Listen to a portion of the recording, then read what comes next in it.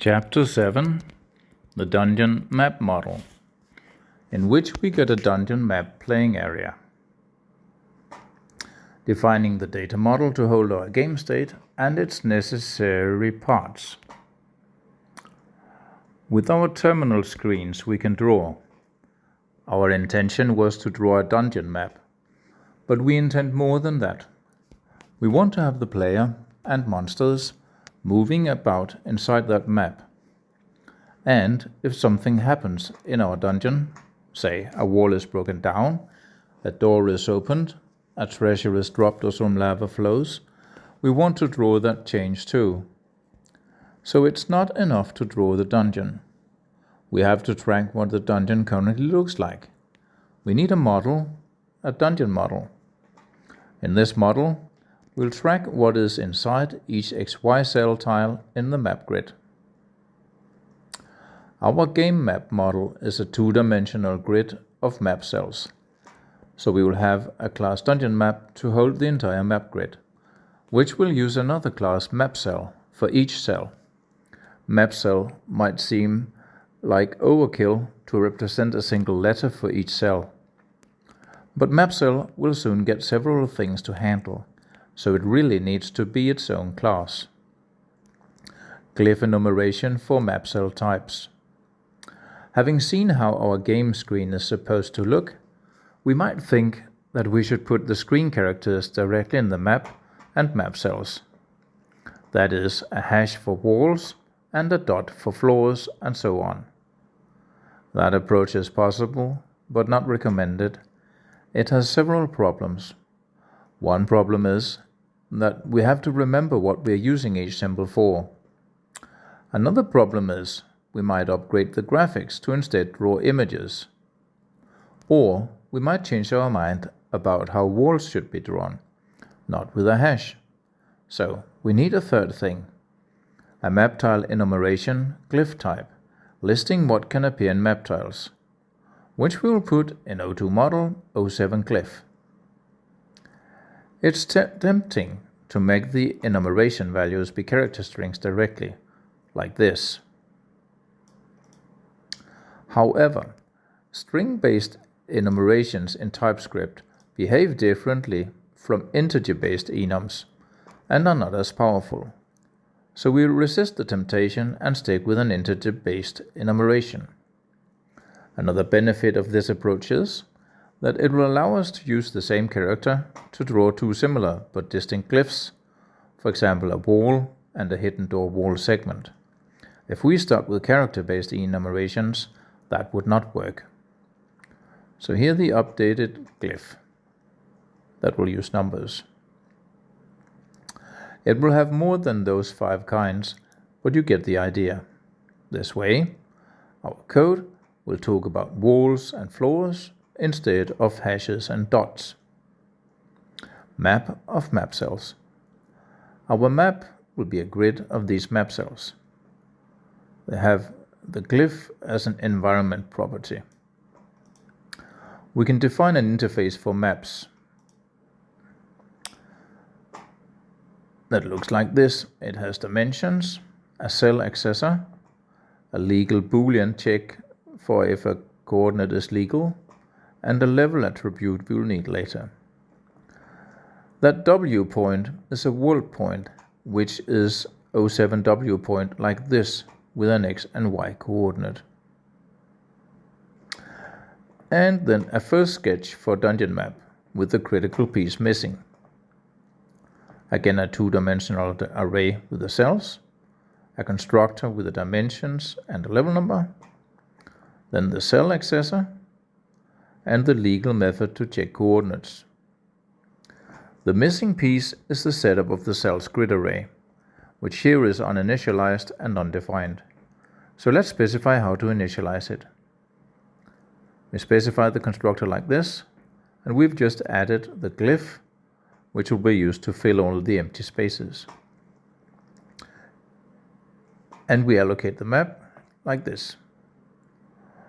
With this, we have enough pieces to create and initialize our dungeon map, with map cells specifying glyphs indexed by W as a world points. Displaying the map. We must also draw it. Let's put the draw mechanism by itself because we'll need it from several places. So make the class draw map, like this. Most of that code is obvious. It runs through the rectangle of map cells, the outer loop handling each row of the map, and the inner loop taking care of the cells in each horizontal line. For each cell character, it transfers and draws the map letter from the cell to the terminal with the add method. Notice that we try to handle gracefully when the terminal and the map have different dimensions. The viewport. There's one tricky part though, the VP argument. It is the viewport, which is an offset that controls at which part of the world map we start drawing from. If you consider a huge world map, larger than the screen terminal, then we obviously couldn't fit all of that world map onto the screen at the same time. Instead, we'll want to draw the nearest rectangle centered around the player, which would have the same dimensions as the smaller terminal rectangle. At the moment, we don't even have a player, so we'll just pass 0, 0 as viewport offset for now. But later this will allow us to scroll around the map and keep the player in the center of the screen. The glyph map.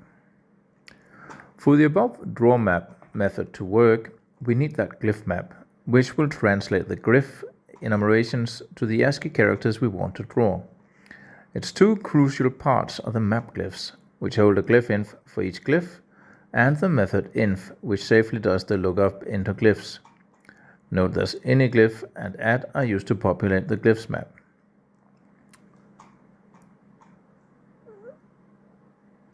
Like this. Here we add the glyphs to the map, so we specify which character to use with which glyph, and then we can later look them up. Running the map code. We'll need a screen that can display a map, and that is map screen.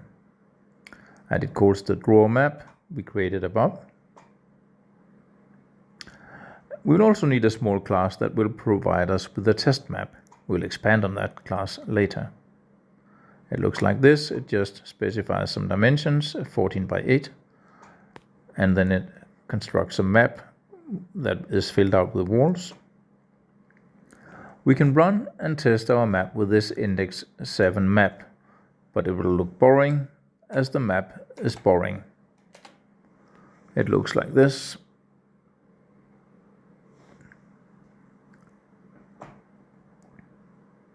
So we get this tiny rectangle of the map shown on the bigger terminal, which has bigger dimensions. So,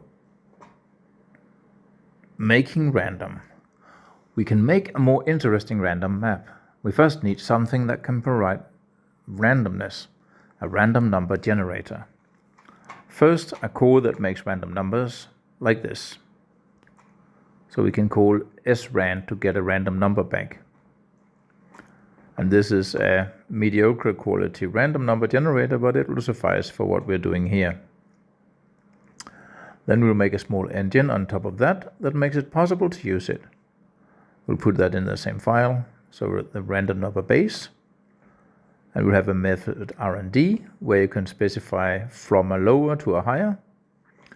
You can even just specify a lower as a number, then you'll get between 0 and that number. And a rnd closed method, which just takes a range and includes the upper limit. And then a statistical method that for chance, so you can have 1 in 5, for example. And we'll put it into a class random, because then we can put extra utility classes on that random class later. Now making a less boring map. Now with our random module, we can make our less boring map. We can add this method to our existing test map. And it just runs through an entire map, and the edges will be filled in with walls. And inside the inner cells, there will be a chance to put either a wall or a floor. And then we again need a method, a helper to allocate the map. So this time we specify bigger dimensions, and the random number generator, and then we can call this test with the dimensions and the random number generator, then it will generate our new map. So a new test with index 07 map test. And let's see what happens if we run that.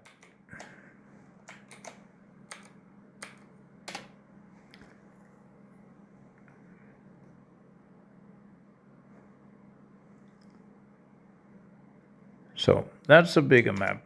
Let's see. It may not look like the greatest thing in the world, but it's a map, and we made it. If we can make this, surely we can make anything.